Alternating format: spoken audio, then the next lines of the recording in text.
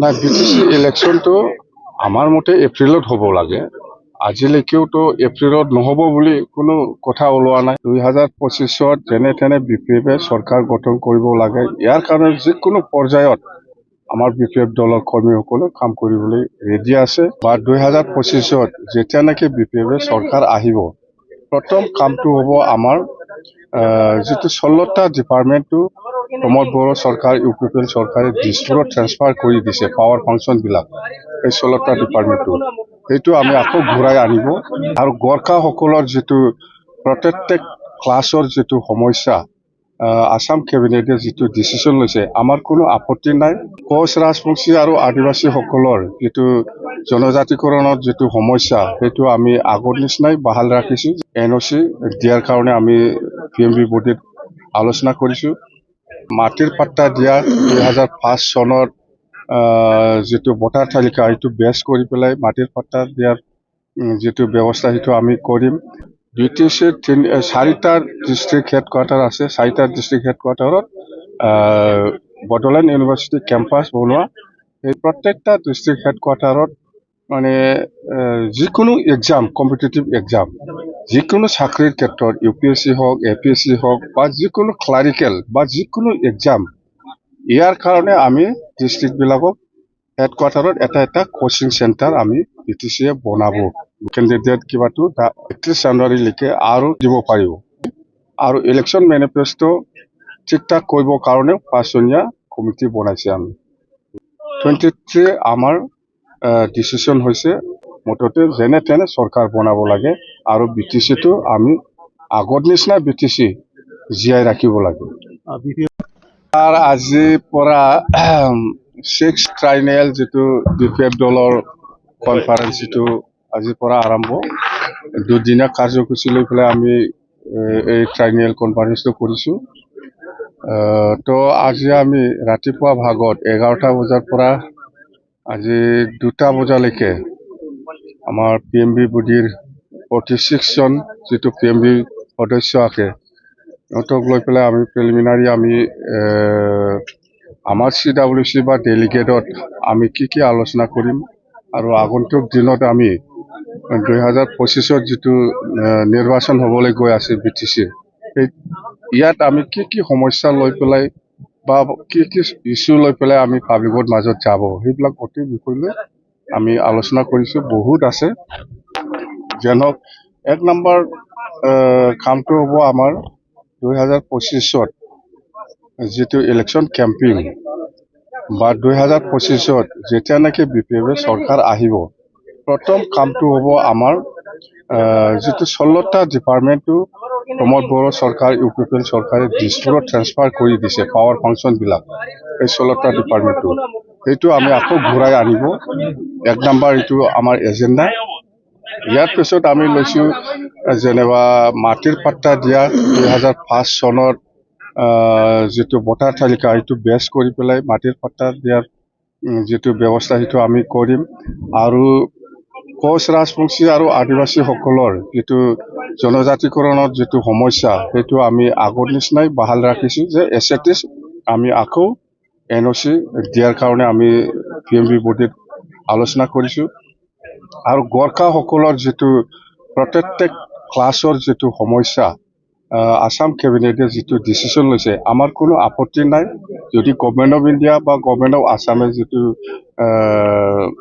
Decision ল'ব, সেইটোকে আমি ৱেলকাম জনাই পেলাই গোৰ্খাসকলক NOC-টো আমি দিম।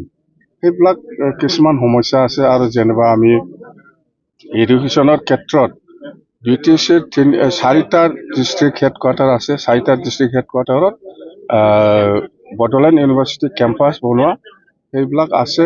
আৰু প্ৰত্যেকটা ডিষ্ট্ৰিক্ট হেডকোৱাৰ্টাৰত মানে যিকোনো এক্সাম, কম্পিটিটিভ এক্সাম, যিকোনো চাকৰিৰ ক্ষেত্ৰত UPSC হওক, APSC হওক, বা যিকোনো ক্লাৰিকেল বা যিকোনো এক্সাম, ইয়াৰ কাৰণে আমি ডিষ্ট্ৰিক্টবিলাকক হেডকোৱাৰ্টাৰত এটা কোচিং চেণ্টাৰ আমি BTCয়ে বনাব বুলি আমাৰ PMB বডিত আমি আজি আলোচনা কৰিছোঁ।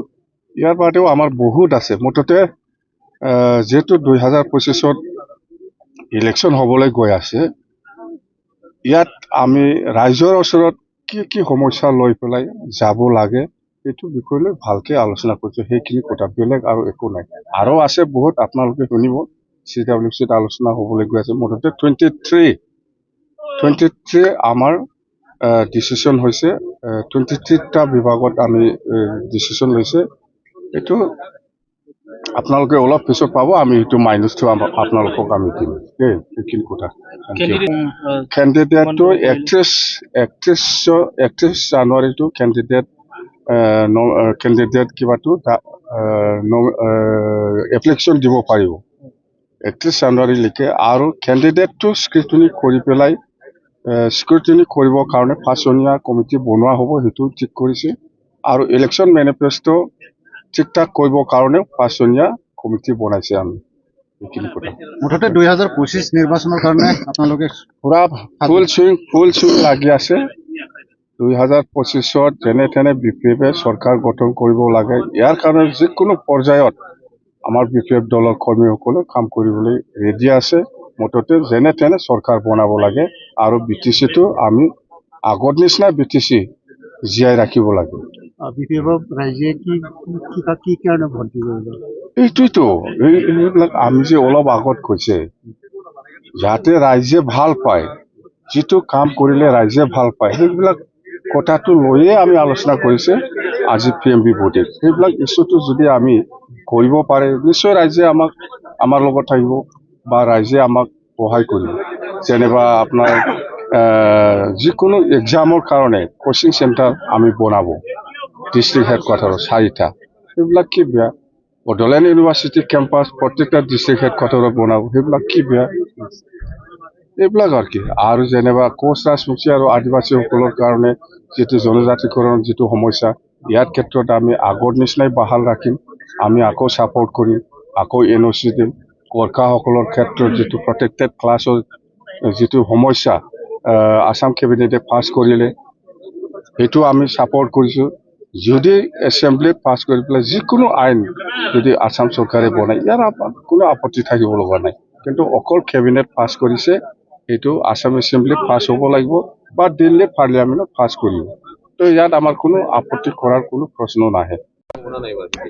নাই, BTC ইলেকশ্যনটো আমাৰ মতে এপ্ৰিলত হ'ব লাগে। আজিলৈকেওতো এপ্ৰিলত নহ'ব বুলি কোনো কথা ওলোৱা নাই বা নটিফিকেশ্যন ওলোৱা নাই। নিশ্চয় হ'ব, সময় আছে। এপ্ৰিলতে হ'ব নিৰ্বাচন দেই। BPF কোনো দলৰ লগত এলায়েন্স নহয়। কোনোবা যদি আমাৰ ওচৰত আহি পেলাই আমাক সহায় কৰিব বিচাৰে, আমাৰ আপত্তি কি থাকিব লাগে? কিন্তু BPF নিজাববীয়া ইলেকশ্যন খেলিব।